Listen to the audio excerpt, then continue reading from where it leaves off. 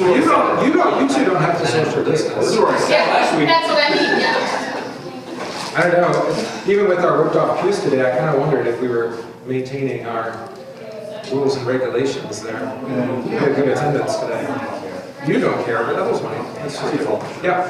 Before you get started with the study, I wonder if you could say a little bit about your radio program that you produce. I just heard you were Which one? back, I think it was it's the 15, 17, or what's the other one? I do three different ones for 15, 17. What are the three? Yeah, so the show that I'm actually a co-host on is Banned Books. And, yeah, and that we did a, not coincidentally, we've been reading things from like the 50s that have to do with communism and the church.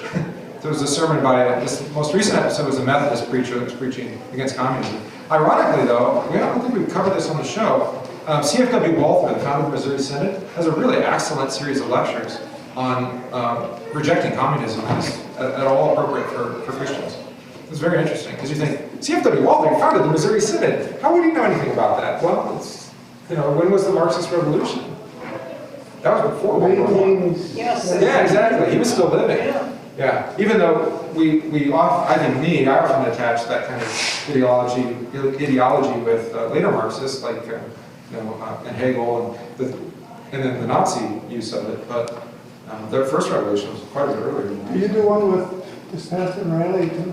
That's the one with Pastor Riley. That is. It's called Banned Books, and we read things that we're not supposed to read.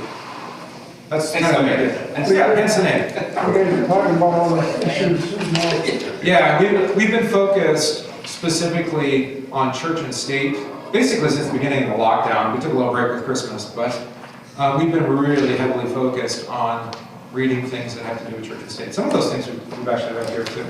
Right? So we brought it back here too. Whether from our church body or from other sources. Only because, you know, this is my approach to this. I'm young, I'm naive. I think I'm young, I'm relatively young, I suppose, to some of you. Honestly, okay, I have two attitudes. One, there's nothing new under the sun. I got that from, who taught me that? Nothing new under the sun? Solomon, yeah, I got that from Solomon. Right, he's right. I mean, the Proverbs, we should probably read the Proverbs, like devotionally. Nothing new under the sun, because we love Proverbs, right? I had one in the sermon. It's always darkest before the dawn, right? It's easy, you can remember. It's a meme, is what it is. That's mimetic learning. No, I'm serious. That's where they, you know, like now it's visual memes, but those short, quippy phrases, Proverbs. Anyway, nothing new under the sun. So on the one hand, we should read those faithful pastors, teachers who have been through similar events in history and consider how they interacted and how they, what was their response. But then we also have to, there's a second idea here, which is that while there's nothing new under the sun, as far as, you know, broad brush strokes, there's always nuance and there's change. So, for example, today, we have really two things that haven't happened before that have made the common practice of propaganda much easier, which is, one is in your pocket, or in your purse, right? So you have instant communication with everybody around the world, immediately.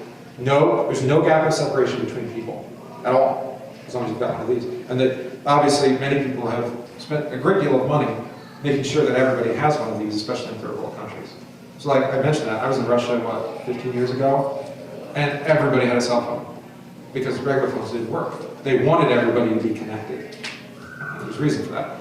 Because that's the second part, which is social media, which is not media and it's not social. So, you know, what do you actually call it? I mean, it is a form of media, but it's ironically named because it's antisocial.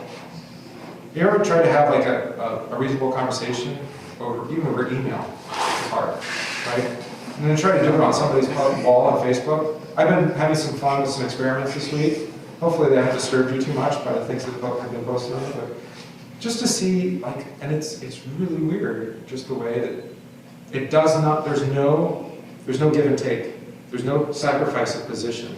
What the social media platform does is it creates trenches, you know, like old trench warfare. And you establish your position and then you just lob things at each other. And you just see who ends up lobbing more and destroying the other person. Right? It's not really social at all. And that's because it lacks well, this is my diagnosis. I always ask myself, is this something I would say to somebody, say to this person, in person, to their face, eye contact? Would I be comfortable saying that? And if you're not, then don't say it. Same thing with email, right?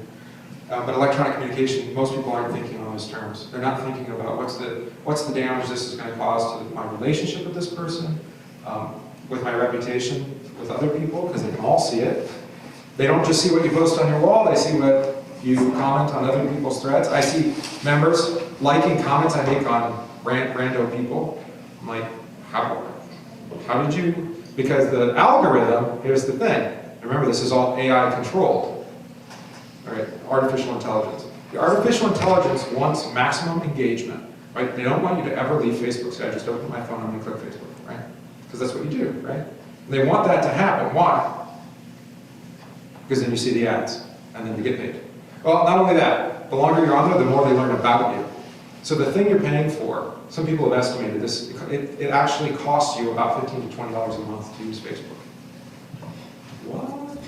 That's how much money they make off of you. Off of you, who you are, your likes, your preferences, etc. You think, oh, it's free.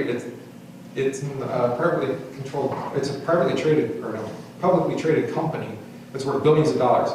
How can it be free? You pay them something to use it. They're using the facial recognition. They have facial recognition. Yeah, Amazon. This is just crazy stuff. The government and Amazon with the Ring doorbells, with the little cameras on them. There, the government.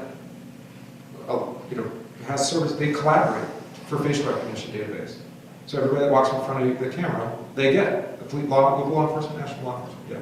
You don't know what's even happening to you. It's what's called I know this is creepy stuff, isn't it? Especially for the old folks. I get it. No, because you had this strange concept of right to privacy. Right, yeah. And we've been forfeiting that. Well, forever, but yeah, the security is not to have Facebook ever. Once you have it, they already have you. They never delete you, even if you delete them.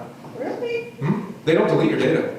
You've already forfeited all your pictures, all of everything you've clicked, liked, shared, everything about you, your email, everything you've shared with them, they own it. As soon as you sign up, that's it. Even if you go and say, I don't want to be a member anymore, it's gone. It's theirs. They can monetize it. Supposedly it's anonymous, but yeah. This is called a technocracy. Some people are calling it technical oligarchs. Yeah, so it's yeah, so in that way, this is all a roundabout way to not talk about Bible study, I guess. I actually opened my phone not to open Facebook, and then Facebook just icon distracted me. I even put it like down in the bottom row or middle row so you don't even see it. It's right in the middle. I was just going to start on recording. Oh yeah. As much as we can learn from the past, we also have to recognize that there are some very peculiar things about the present that we haven't had before. It has incentivized and monetized and made it just practically very easy for a lot of people to believe that what you saw on January 6th was a planned insurrection. It's like, I posted it probably on my wall at some point. It's all gone now, I'm sure. I only put things up for a day and I let people kind of just get rid of them. It's not that there's no permanent record, because there still is, they own everything, but you don't get to see it anymore. Anyway, it was the lamest insurrection I've ever seen. It's a bunch of overweight guys. Most of them didn't even have any guns or weapons of any sort. And they didn't even bother going over the what do you call it, the velvet ropes. Like, I just topple a statue or two. Come on, guys. Really. Get your picture taken with the cops? What kind of insurrection is that? But a lot of people believe that, right? Because constant barrage, information, all come on the phone, and they're in their own little, I realize this, I have family that live in a totally different world of information than I do. And there's no way to bridge that. Because by the time I actually have the conversation, because it's all instant and regular, constant, by the time you or I get to have a conversation with somebody, they've already come to the position. They're already entrenched, right? And now you're trying to interact with them, and maybe there's some flaws in your position. I think there were in mine earlier this week, right? And that you have to admit that. But you can't do that unless you can actually have a cordial conversation. And you both have to admit that you're probably wrong about a fair number of the things that you believe. This goes for the church too, by the way. I was reading George Orwell, which is even more depressing than the sermon. Not the things you read before, 1984, Animal Farm, you all read those. They were like required reading for me in school. We didn't learn anything from it, obviously. It's my generation, well, anyway. Or maybe we thought it was actually advice rather than a warning. But he was talking about how people approach, religious people approach things this way, that they don't approach the Bible, even God's Word, with critical eye. Saying, am I reading this the way I want to read this? Or am I reading it with the intent that they give, right? We run this problem as Lutherans, right? Because I actually suggest to you that you should read the Bible through the lens of the catechism, small catechism. Understand, like when you see 3 days, what are you supposed to think about? Death and resurrection, right? Well, is that always true? Maybe not, right? You have to be willing to admit that it might be wrong. Otherwise, you can't actually be reasonable, right? So, there are some positions, theological positions I once held that I won't hold today. It happens. You know, I didn't understand them correctly, or according to them. So, there you go. I don't know if, that's not very hopeful. Why do you get me on this topic again? It's not very hopeful. Banned books, yes, banned books. We try to interact with it and in a conversational way, which is different than preaching, of course, which is a little bit more intense, I think. Although the podcast people are saying we're too intense on that too, but it's like, whatever. I mean, it's our podcast, you don't have to listen to it. I mean, we get paid whether you listen to it or not. If enough people don't listen to it, we don't get paid, but... there's 2 other podcasts, though, that might be more encouraging, that I don't actually speak on, but I produce audio for. And one is called Unveiling Mercy, and it's a study through the Bible through the Hebrew words. It's really good if you want to just learn a new Hebrew word each day. And then the other one is Christian History Almanac. And that one's very good too, just because it's, again, perspective. You just learn about, not just, even though yeah, it's a podcast, Christian History Almanac. It's like the old Writer's Almanac. Do you remember that show Garrison Keillor did? Until he got canceled? Yeah. Yeah, you remember he got canceled. Why? Who even knows anymore? Was it something he did or said? I can't remember. Did he grope somebody or something? Something like that. I don't know. There was an accusation. Yeah, just canceled him. I don't even think it was true in the end, but by that point it's too late. They canceled him. Right? Yeah, so the destruction of reputation, so easy with the digital device. As we saw, I mean, you can, just through a constant barrage for about 4 years, you can actually destroy somebody's entire legacy. But I'm referring to the president in this case. Right? None of it has to be even true. It doesn't even matter. Just keep making accusations, and eventually people will just believe you. Like, what's stuck? Not that he colluded with Russia. That was completely a hoax. It's amazing what could have been accomplished. I know. It's such a shame. It's such a shame. This happens in the church too, though. Right? You go after a pastor or a teacher, or, you know, there's some accusation, it's false, and then the time it takes for you to actually work through it all and bring healing, and then all that time, the work you could have done. That's why the Proverbs, again, direct very clearly, go to your brother first, privately. Because you may be an idiot. You're probably an idiot, actually. I think that's a good place to go, start with. I'm probably wrong, so I'm going to go talk to you first. I want to hear. And if the explanation is reasonable, then drop it. That's it. You know, and if they provide reasonable, it doesn't even have to be great proof, just reasonable proof, just drop it. You know, you're like, oh, but there might be, whatever. And if you're wrong, because if you're wrong, who's going to have the egg on your face? You destroy your own reputation rather than actually tear both of your reputations down in the process. Everybody's hurt. Nobody's helped. That's why impeachments are so stupid. Though at least the last one was. I think this one is too. It's completely idiotic. But sorry, I haven't started yet. That's Monday. I'm getting ahead of myself. Sorry, I went. Okay, keep going, Ethan. We might not get very far today. Yeah. Open to John 17, by the way. On Proverbs, and nothing new on this. And also, I know you alluded to Mighty Fortress. Yes. And it makes me think how valid all of those hymns are in this time, even though it was a play, and the Muslims were at the birth of Vienna. It wasn't exactly the same. You said that all so mumbly and fast that I don't know if anybody actually heard what you said. Well, we're not. The hymn, A Mighty Fortress, when he's talking about take they, goods, fame, child, and wife, though these be gone, our victory has been won. It's referring to the fact that the Turks, the Muslims, were at the gates of Vienna, were threatening to conquer all of Western Europe. A real threat, right? Okay, go ahead, I'm sorry. In a broad brush, we could be in the same state that they were 500 years ago. Of course, as you said, there are little details that are very much different. Yeah, right. But all those hymns can be taken greatly into context. Well, this is what I told, it wasn't on the podcast, but I thought about it after this most recent episode of Banned Books, that podcast, to be clear. That I'm not a big, actually, I love the idea of conspiracy theories, because it's like a mythology, right? It's like there's this globalist cabal of people that are all working together. I'm like, no, it's actually just that there's evil people, and they just agree to be evil together. But guess what happens after they destroy you? They destroy each other. It always happens. It's the same story, over and over and over, because they're not actually that good at working together. The only thing that actually kind of works is if you have a megalomaniac, one guy who's like a complete, you can one, because then if he has like two sons, what happens? It fractures and splits, and they go, because they fight with each other. Think of like Solomon with his two sons, right? Yeah, I keep David, right? Yeah, well, David, yeah, with his sons, it's good too. It already happened. But if you have one guy, so that there you can listen, right? Stalin, Mussolini, Hitler, who am I forgetting? Mao Zedong, who am I forgetting? There's probably more. Kim Jong-un. Kim Jong-un, well, I don't know, Un is kind of, but Il, Dad, right, Yeah. Il was pretty senior. Yeah. Yeah, because he was like, what, 4 years? Something like that? Kim Jong-un? Yeah. I don't remember Korean War, do the math, something like that. I don't remember anything. Yeah, one guy, he probably can pull that off. But to get a group of people to all work together and to do it in harmony, but here's the thing, there is one guy. Well, not one guy, right? This is the key. There is one enemy.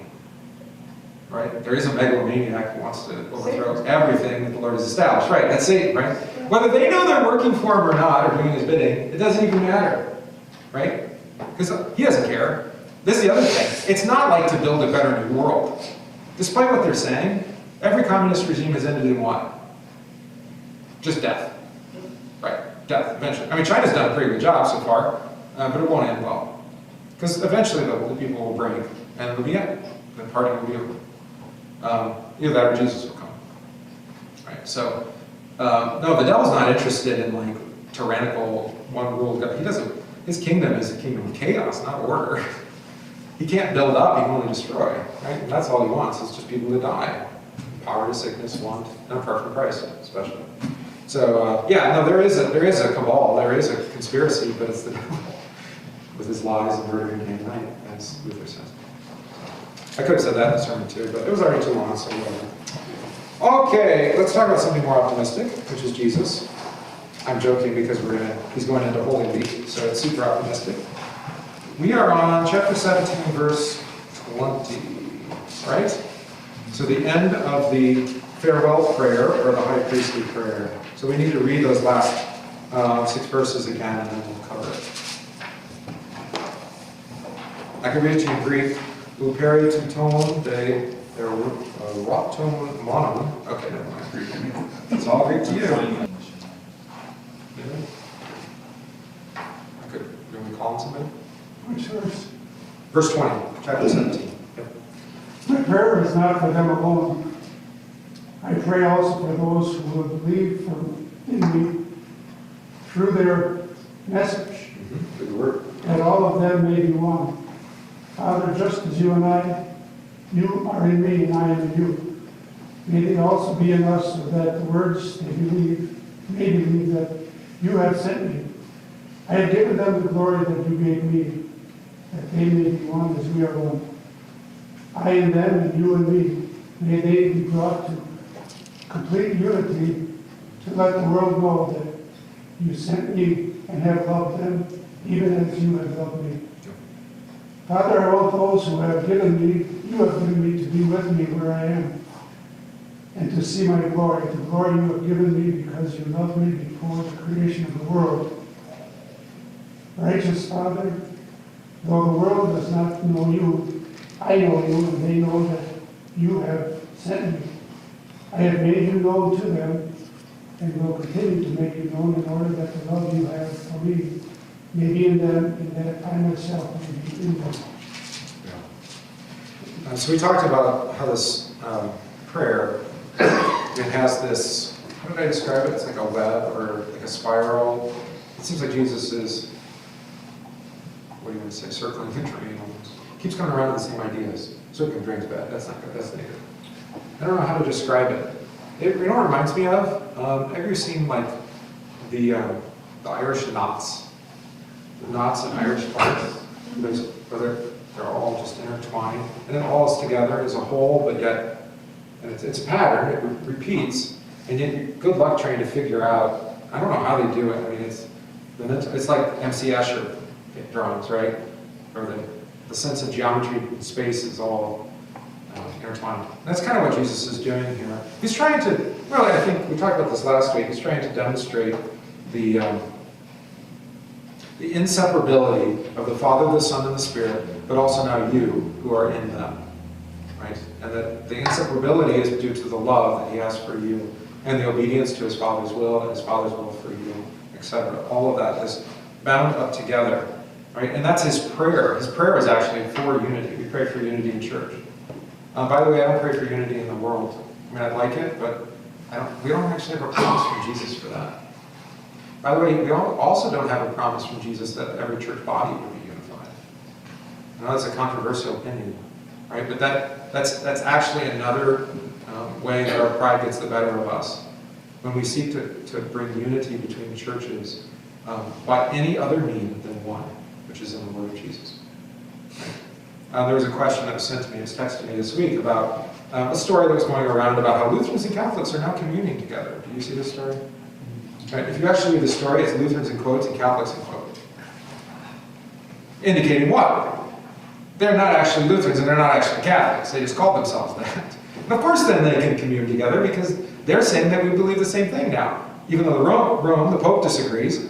Well, actually this Pope doesn't disagree. The last guy disagreed. This guy, I don't even know what he believes in. Sorry, Francis. I'm not speaking well of you. But public figures get a little bit of a pass with public figures. As far as how critical we can be of them. Because, like, do you have access to the Pope? You send him a DM on Twitter? Probably not going to respond. One of his legates will. And, by the way, Lutherans aren't all that monolithic either, right? I mean, what is a Lutheran? Good luck, right?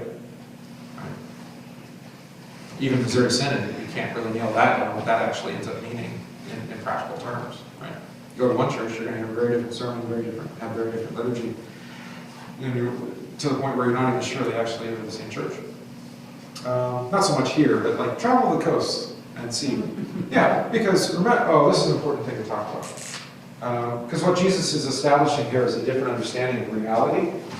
Right? And how do you understand the relation of the things we talk about today? I would say it's this. Culture is another word for life, right? What is the cultivate? Yeah, this is the way of living. Okay? Got it so far? What is downstream from that? Okay? According to the Bible, it's family. And then it's community. Or church, I would say. Yeah, we'll say church and community. We'll do it this way. Church, community. All right? And then, of course, under church is national things. And then, of course, this is under politics, of course, national, state, keeps working its way up, right? But the family is the building block of society, according to the Bible, right? What does that mean? Whether you hold this position or a different position, which today, I think most people put politics ahead of family. They put community ahead of family. It doesn't matter what you believe as a husband and wife, mom or dad. What actually matters is what the state tells you you're supposed to believe. Hence Marxism and communism. Yeah, Marxism and communism. By the way, Marxism and communism destroy two institutions, primarily. Family and church. That's what they go after. Because those are the building blocks of a non-Marxist society. Right? They want worship and they don't want family. So, like if you've heard about like I'm trying to think of a writer of an example. Like Corey Tillman does this. There's others that talk about like having spies within your own family, like ratting you out. It's like, right, USA Today puts an article in the paper saying, tell us who these people are, and puts the faces on the front page, right? Tell us everything you know about these people. What business does USA Today have? Like, call the FBI, right?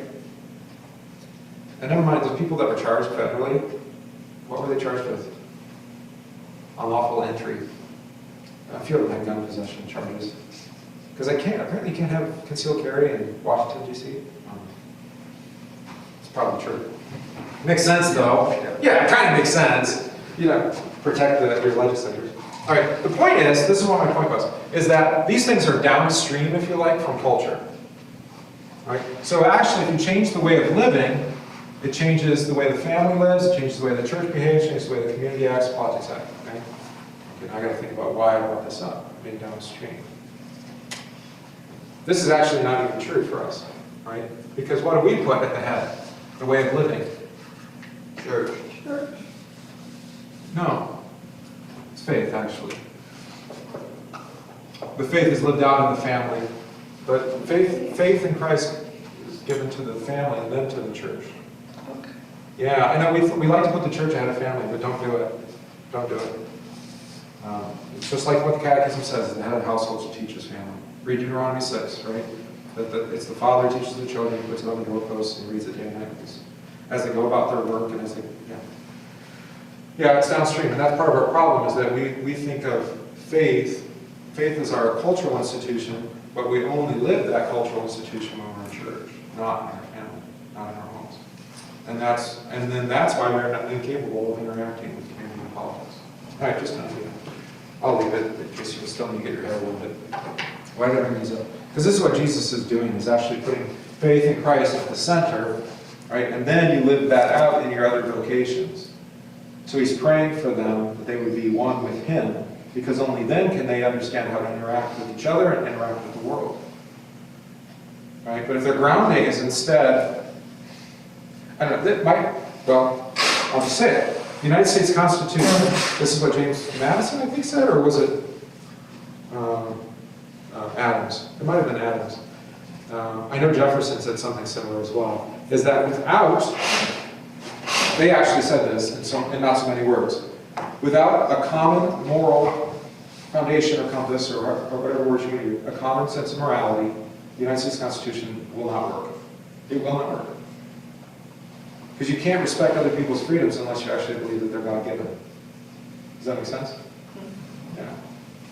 Now, they weren't all Christians in the most orthodox sense of the word, okay? I'm not going to judge them for that. Because the government's job isn't to teach religion, but the government's job, the reason why the United States Constitution has been as successful as it is, sorry, we got back on politics, look at that. The reason why the Constitution has been as successful as it is because it had that proviso, I guess, I don't know what word you want to say, unalienable God-given rights. Right? If you lose that, if you say, no, they're not actually rights given to you by God, but they're given to you by the state, then what? Now the state is God, right? And the state gets to decide what he gives and what he doesn't give.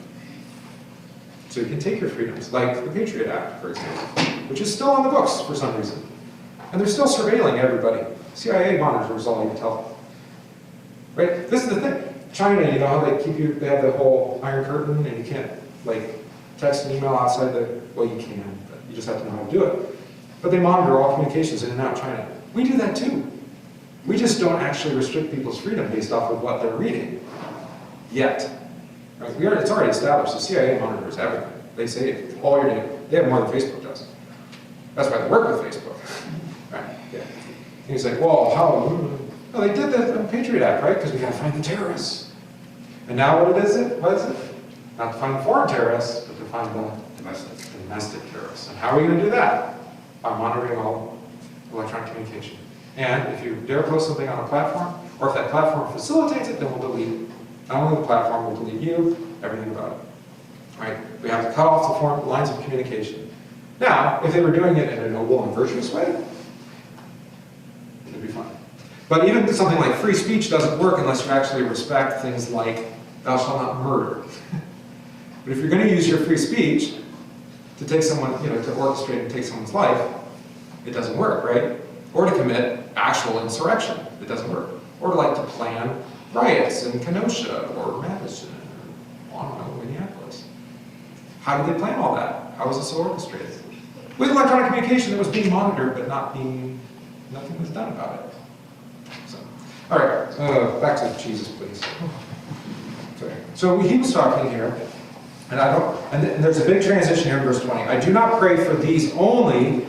Remember we talked about that last week? He was praying immediately for his disciples. Now he's expanding it out.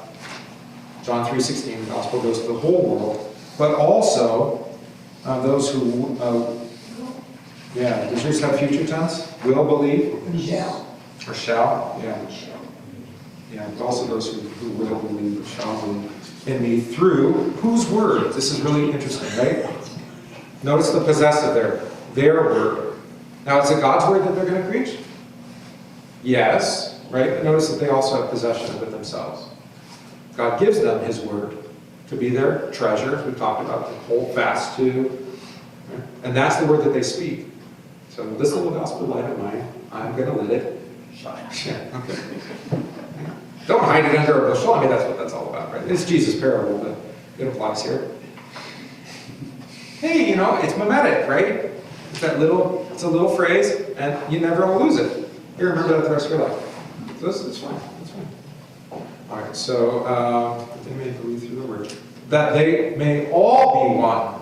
Right. So even those who do not yet believe, that they'll all be gathered together as one, even as thou, Father, art in me, and I in thee. I'm reading. What translation is this? RSV. Yeah, similar to yours, right? Father, art in me, and I in thee, and that they may also be in us, so that the world may believe that thou hast sent me. Right? So again, the church is being set up, established by Jesus against the world. We have to be very clear about this. And you'll see this really play out in the next chapter. It's in John's gospel, it's more stark than the synoptic gospels. That Jesus is not only doing the will of the Father, he's in complete control of the situation, but it's Jesus against the world. And in the world include, of course, the religious people, who are now of the world, of their father the devil, as we talked about, right? Even though they claim to be of their father Abraham, for example. It's like this huge legal battle. Oh, yeah. When you said Jesus against the world, I started thinking. Oh, yeah, no, it's legal. Yeah, it's legal. They put him on trial. Yeah, multiple trials. They keep trying to impeach him. Anyway. It's a continuing legal battle. It's continuing. It's still, yeah. Well, and now we put Jesus on trial. Of all the audacious things for us to do, is we keep demanding God prove himself to us. Even though he's already died and rose risen for us, what do we ask? Just show me a sign. Yeah, that was that fact. 2,000 years ago, I rose from the dead. It's pretty impressive. It's a good sign. Yeah, that's a pretty good sign. Yeah. He gives us signs, right? Bread and wine, body and blood, water baptism, etc. But they're weak signs, as we heard in the epistle, right? So they're not exactly satisfying. We would like a little bit more of a show, Almost like That's what we always say, and then we had a show like this week. I'm like, no, that's not the kind of political theater I wanted to see. That's a little too brutal, too many people dying. What's the guy doing with the buffalo horns? The Q shaman. Yeah, he's going to be in jail a long time. He'll probably be sentenced for 10 years and get out in two or three. But tell me if that's not the epitome of American politics. There's a guy dressed as a buffalo with his face painted with the American flag standing at the speaker's podium in the House. It's like, that's what it's devolved into. Yeah, that's about right. We just sent, almost $2 trillion to foreign governments? And we voted for these people? For what purpose? Oh yeah, for gender training in Pakistan. What? Yeah, so no, it's all absurd. It's all absurd. That's fine. Because now you can laugh at it. I don't know. It's kind of that, not that, yeah. What is it? If you don't laugh at it, then you'll just be depressed. So. It's just a terrible and depressing time that you just Yeah, laugh at everything. Yeah, but because it's so terrible. Jesus died, Jesus rose. So. You can also laugh. Yeah, the thing that we grieve is actually the effect upon our children and grandchildren. For me, anyway. Yeah. I don't want to see what it's going to bring. But the church has survived also in pretty terrible regimes, as I said this.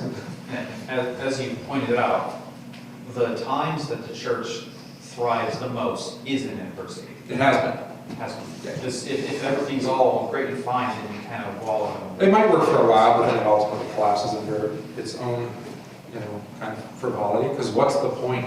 If there's no enemies that you know, then why do you bother going? We were so comfortable in America, right? And now we look like, But, I mean, today attendance was up. I can't help but wonder if it wasn't. Some of those people I haven't seen in a while. You can't help but wonder, was it what happened this week? And you're like, I don't know what's going on. I need some, we're shaky. I need some confidence. You both feet on the rock. Yeah, which I think I said that. All right, back to the text. The glory which thou hast given me, I have given to them, that they may be one, even as we are one. I and them, and thou and me, that they may become perfectly one, or completely one, so that the world may know that thou hast sent me and hast loved them, even as thou hast loved me. All right? Yeah, so the world comes to know who Jesus is by knowing who you are. Does the world always appreciate that? Does the testimony of Christ? No, it's a scandal and a stumbling block, right? We talked about. Did you have your hand up? Or you were just playing with your hands? It's all right, you can ask questions. I know you're just a catechesis. Right, so the witness, as we'll see in the next chapter, this witness doesn't actually go off so well. Who are you? Jesus of Nazareth. Okay, we're going to take you and put you on trial. Right? So somebody asks you, who are you? You say, I'm a Christian. You're like, okay, well, then, here's the consequence for that. Who was, so the canceling thing, right? Remember the canceling thing? It's not enough to just cancel you from a social media platform, eliminate kind of your preferred form of communication. You have to cancel them from every communication platform, even mailing lists, email mailing lists. Hopefully US Postal doesn't. But if US Postal blocks somebody from sending mail, then I think we're definitely not just up the creek, but whatever is worse than that. With no paddle. Yeah, with no paddle. But you also have to eliminate your ability to take donations or sell merchandise. Any purchasing, any payment platforms block you. No way to transact, right, unless you cooperate. And then, okay, fine. Play nice, otherwise. And the argument that this is all private companies is about as lame as it gets. Because I actually didn't care if the baker had to make the cake for the gay wedding. I actually thought that was kind of a silly argument, but I know it's not a popular one because it's religious freedom. But the problem was not so much baking the cake; the problem was having to go to the wedding. Because I really wouldn't want to do that. But I can bake a cake for anybody, I guess. I don't know. It's just weird, right? It's just a weird world. What was that? What were we talking about? But they may all be one, to be perfect and complete, right? And we're not talking about in the world, we're talking out of the world, as we talked about last time. I and them, Verse 24, Father. Notice the Father comes back. We have Father in verse 21, and we have Father again in verse 24. And we talked about that last time, right? That there was Father at the beginning of the prayer, back in verse 1, and then in verse 5 as well. So it was at the front end, and now it's at the back end again. This address to him as Father. He prays his Father, but he's asking that you be joined to him, which means you can call God Father as well. This is interesting, actually. I don't have this on the sheet. I didn't make this realization. The Lord's Prayer is not in John's Gospel. We didn't have the Lord's Prayer. In the Synoptic Gospels, Matthew, Mark, and Luke, it's the Lord's Prayer where Jesus teaches the disciples to pray to God as and to call him Father, right? But here, it's actually in this prayer. So that's interesting. Yeah, this is kind of like the Lord's Prayer in John's Gospel. I don't know if anybody said that. I made it just, well, if it's innovative, then maybe it's wrong. Okay. Nobody else has thought of it, then it's probably not true. All right. Father, I desire that they also, whom thou hast given me, may be with me where I am. Where is he? In his suffering and death right now, right? That's what's coming. But it's weird because this prayer is kind of like out of time. It almost is as if this is the prayer that he continues to pray for us from the right hand of the Father, isn't it? Because he's saying that we would be where he is. Well, where is he? He's at the right hand of the Father. Does that make sense? I feel like we talked about that too. That there's this kind of out of time element. I mean, certainly the prayer just seems to be plopped into actually, verse 15, chapter 15 through 17 seems to be just inserted into the narrative. Because the end of 14 goes right into chapter 18 very nicely. I will no longer talk much with you, for the ruler of this world is coming. He has no power over me, but I do as the Father has commanded me, so that the world may know that I love the Father. Rise, let us go hence. And then who does he come out? The ruler of this world is through his servant Judas, right? He comes to arrest him.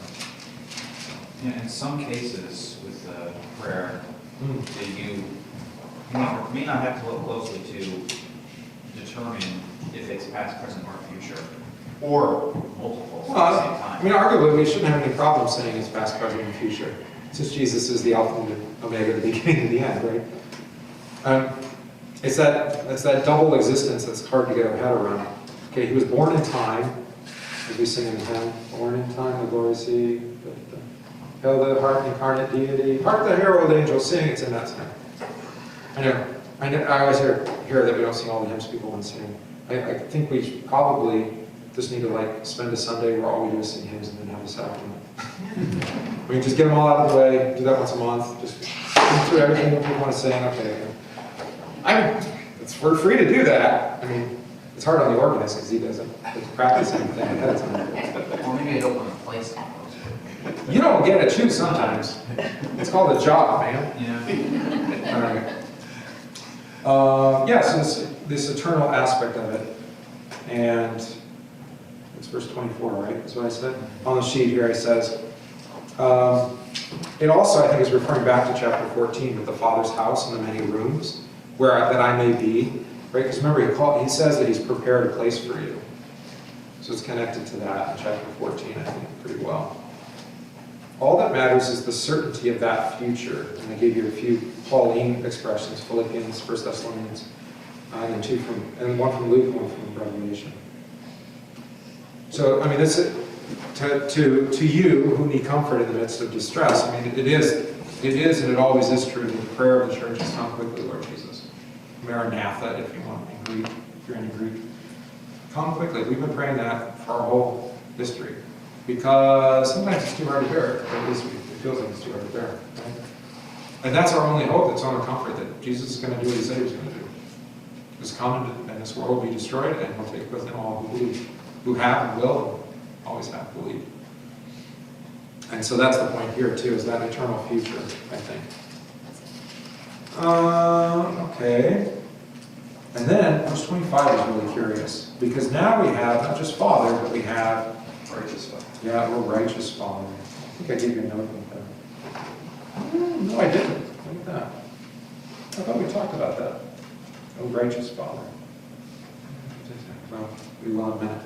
The world has not known thee, but I have known thee, and these know that thou hast sent me. So what is it to be righteous? We had this in the devotion yesterday, the congregational prayer in the morning. I chose not to interact with that too much in the sermon, although you heard the world's idea of righteousness and what we consider righteous are two different things. Right? For us to be righteous is to have faith in Jesus Christ for our forgiveness, life, and salvation. That's the right thing to do, is to believe in Jesus. Right? Now, what does the world say? The right thing to do? Well, who even knows anymore, right? It's whatever they tell you in the moment. It's a moving target, which makes it so hard.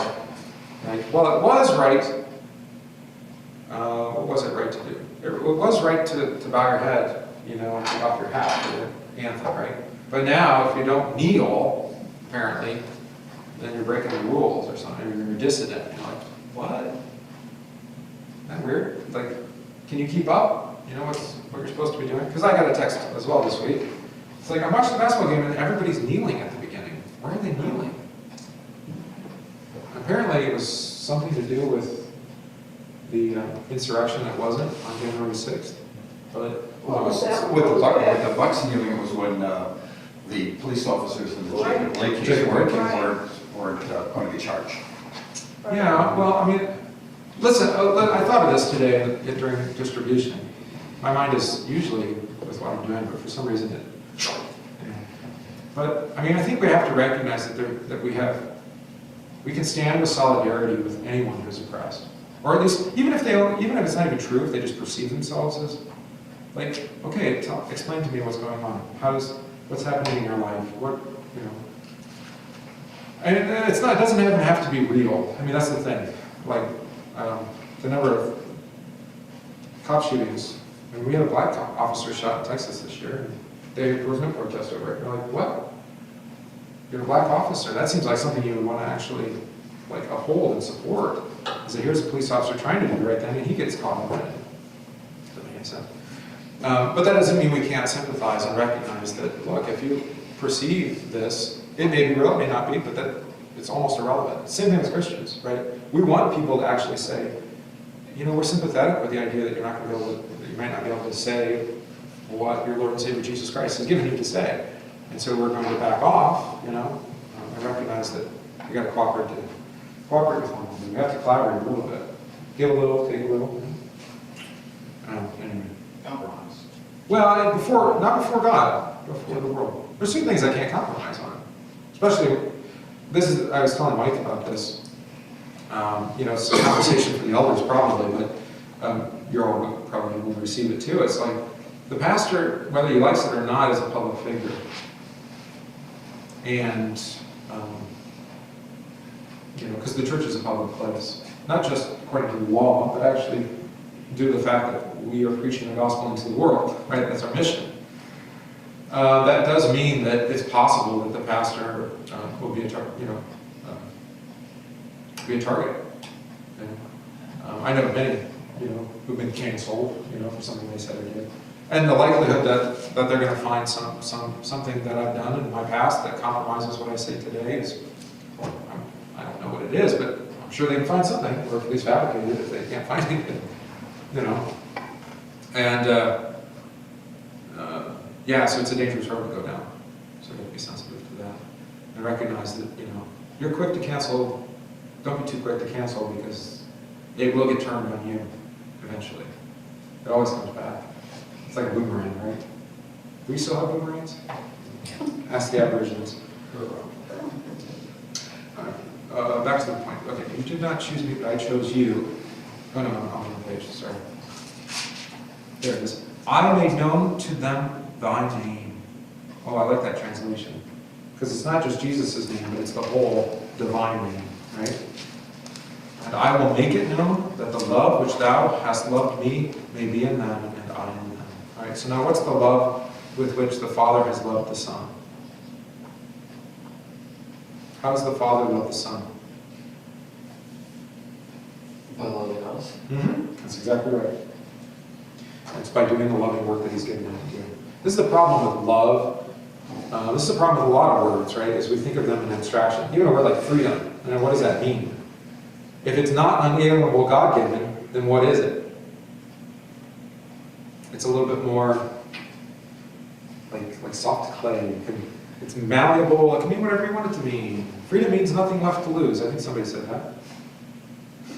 Janis Joplin, right? Yeah. Well, in a sense, I mean, that's what happened with the people that stormed the Capitol, right? They felt like they had nothing left to lose. So this was it. This was their moment. This was their chance to make a statement. Obviously, they'll bear the consequence of that, as they should. But, is that what freedom is? We need to be a little more precise. Right? And it's the same thing here with love. What is love? Yeah. Love is patient, active service without expectation of return. It's not transactional. Right? Anything, yeah, if you approach anything as transactional, I'll do this for you if you do this for me, no love. Right? That's lesson number 101 for marriage counseling, by the way. As soon as they start saying we'll make a deal, it's over. It has to be about sacrificial love, giving up, saying, I don't need anything in return, I'll do what it takes. That's love. And that's the love that the Father has for you, right? He gave His Son to you, whatever it takes, right? Even if it means He has to die, which He did. And that's the love that Jesus has, of course, is that He willingly goes unto death. That's how much He loves you. That is how much He's sacrificially loving you, giving up what is rightfully His. Even His life is His, right? He gives that up. And then, as I said in the sermon, this is how we love one another. The remedy for a current situation is not more justice. Justice must be served, I'm not arguing against that. But the remedy, at least as far as the future remedy, is not more everybody getting what they want. because that's, of course, the idea of holy. Or more of everybody getting what they deserve, which that doesn't go so well either. That means everybody's locked up. Right? What is it? It's actually forgiveness. It's actually forgiveness. Right? And unfortunately, I'm not seeing a lot of forgiveness from either side. Like, how dare you storm the Capitol, but we understand because we were protesting and rioting all summer. So we get it, you've got some grievances and you're not being heard. So you know what we'll do? You know what we'll do? We could actually make a deal this way, right? We will listen, we'll try to figure out some way that we can address the problems that you're speaking of in regards to, say, Black Lives Matter, right?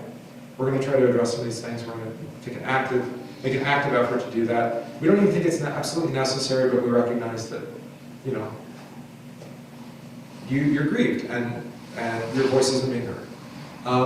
But so also on the other hand, we have people that are rioting, protesting, arguably rioting, but whatever, because their voice isn't being heard, that they're concerned about election integrity, for example. So we're going to actually do something about it before this gets out of hand. That would be a wise thing to do, because it actually requires some forgiveness and say, yeah, you destroyed $2 billion worth of property in Minneapolis alone. I would argue unnecessarily and unproductively, certainly, right? And what do they gain? Nothing. Right? You storm the Capitol, what do you gain? A selfie and a jail term. You know? How about we try to use maybe the remedies that are actually given to us in the Constitution, I would argue given by God, and do something better. And so, I mean, this does relate to Jesus in that when it comes to love, because we think, arguably, okay, it hasn't run yet. That's my dead one. Absolute rock solid dead one. Not to be exceeded. We think that God demands of us love. Demands love. As soon as it's a demand, now it's transactional again, right? Does he demand love? Does he require love? Think about how John says it in his first epistle. We did not love him. He loved us and gave himself for us. We did not love him. Or how does it say? He first loved us. Is that in that section too? 1 John. All right, so God does not demand love of us. He loves us. He loves the unlovable. He loves us precisely because we don't deserve his love. Which is completely backwards, right?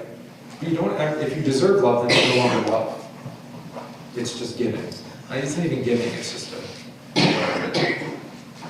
right, so this is the brilliance of the gospel, is that he takes unlovely people and he makes them lovely by loving them. There, I used the same word in 3 different ways. Oh, that's not I've done that in a sermon before, I think. Probably. Remember? No, you don't remember sermons. Why don't you remember a sermon? Sermons are momentary things, right? They're just a moment in time. You won't remember today's sermon in the week. Well, maybe you will, but you're probably not by the time you get home. Right? But in the moment, it was appropriate, and then we'll move on. And next week, it'll have to be a different sermon. But anyway, God loves the unlovely to make them lovable. And we love because he first loved us. So the only way that there's love, that's it. That's the one I couldn't think of. Yeah, 1 John 4, basically verses 7 through... We love because he first loved us, right? Yeah. So the only way that we can be lovely to one another, the only way that the love of Christ could be exuded or manifest in us, that is that sacrificial love where we give without expectation in return, that we'll even sacrifice our own reputation, our own well-being for the sake of another, is only because he's already done that for us. So in a way, he's our example. We heard that in the sermon, right? He's shown us the path. But he's actually given us that love that he has for us. So now it's a possession. It's a possession that's foreign to us. We didn't ever have it. We never had the capacity to love. But it's only that he loves us that we now have that capacity to love. That's why immediately after Adam and Eve cut themselves off from God and from his love, his service to them, the very first thing God does is make to them the promise of his love again, right? The offspring that will crush the serpent's head. And then God continually through the scriptures is showing them over and over and over his steadfast kindness, his steadfast love. The word is chesed in Hebrew. You like that word? I got enough phlegm today. I can do it. Chesed, right? Chesed. It's translated like in 100 different ways, but I usually just put them all together. So it's the steadfast, loving kindness of God. If that makes sense. but there's love and all that. You're going to say something? Jesus showed us what true love is when he said, Father, forgive them, even though they weren't sorry for what they did. They don't even know what they're doing. Yeah. Because what does sin do to you? Rebellion against God, what does it do to you? It makes you stupid. It makes you stupid. I know we're not supposed to say that word, but I say it all the time. I'm quoting Luther, so it's fine. We're not supposed to call somebody stupid because it's a term of referring to their mental capacity, I think. Is that right? Yeah. Yeah, okay. Well, you can't degrade somebody's mental capacity. One more point. So yesterday somebody posted the Walther lecture I was telling you about, the CFW Walther lecture about communism. They posted the outline, and they were concerned about the outline because it had, this is the only reason they looked this up, because the first point was not everybody remained equal. And there were all sorts of people commenting, this is a pastor's post, all these people commenting underneath, I don't like that. Everybody is equal before God is what they're thinking, right? But that's not what Walther's talking about. Because communism doesn't have to do with your standing before God, it has to do with your standing before one another. And what's the essential tenet of all Marxist-based ideology? Equality. Equality of what? Well, not God. It's not equality of the person, it's equality of the outcome. Oh, okay. Yeah, it's equality of outcome. It's not, what's the opposite of equality? Or not the opposite, it's a similar word. That we respect everybody, that kind of thing. Right? But what is the Bible, what's the essential teaching of the Bible? We're not all going to have the same outcome. Why? Because we're not all the same. Right?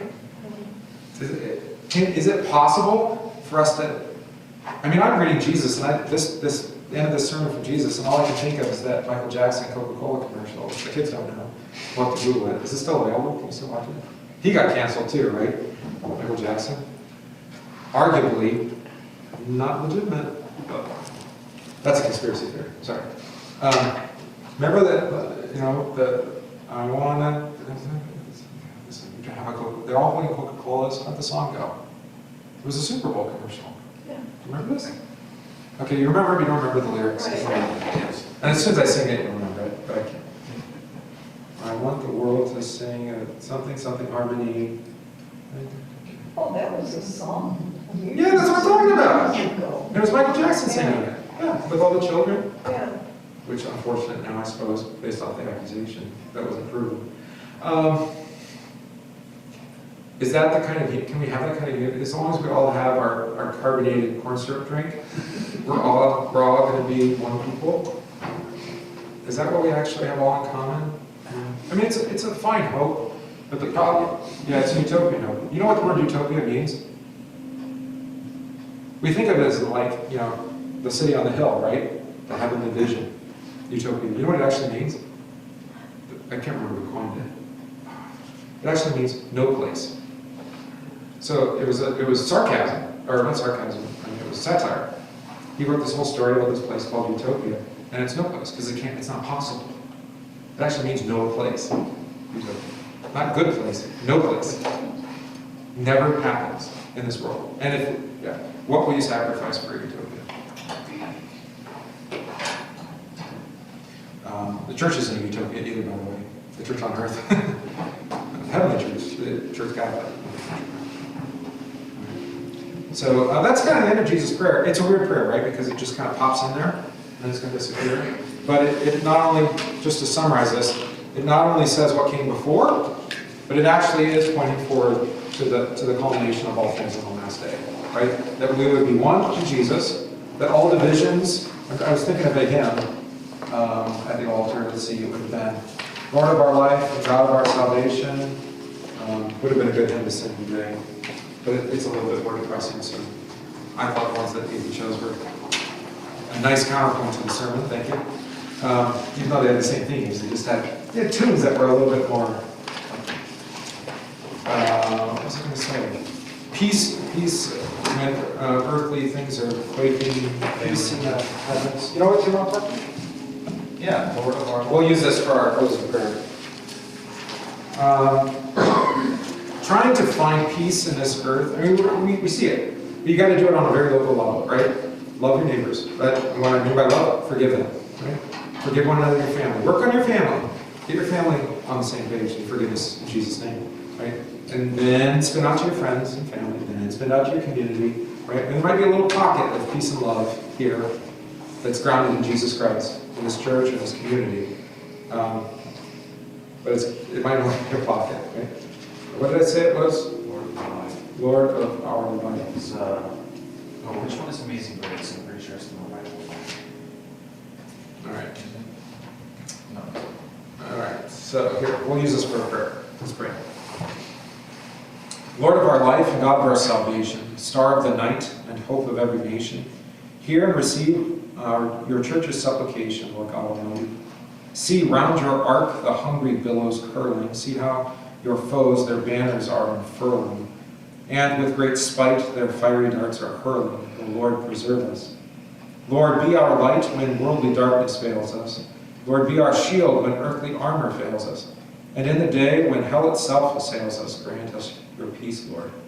Peace in our hearts, where sinful thoughts are raging. Peace in your church, where our troubled souls are assuaging. Peace when the world its endless war is waging. Peace in your heaven. Amen. Amazingly good translation, actually. Because it's a German hymn, but like, highly good. Most translations are so, wow. You gets it. It's good. All right. Yeah, I kind of thought we might have to spin out a few ideas there. It happens. We will, not a depressing topic, go have the betrayal of Jesus next week. There was much rejoicing. So just either keep the sheet or you can return it if you thought you were going to lose it. And then we'll get there next week. I won't have to prepare for next week. You've already done it.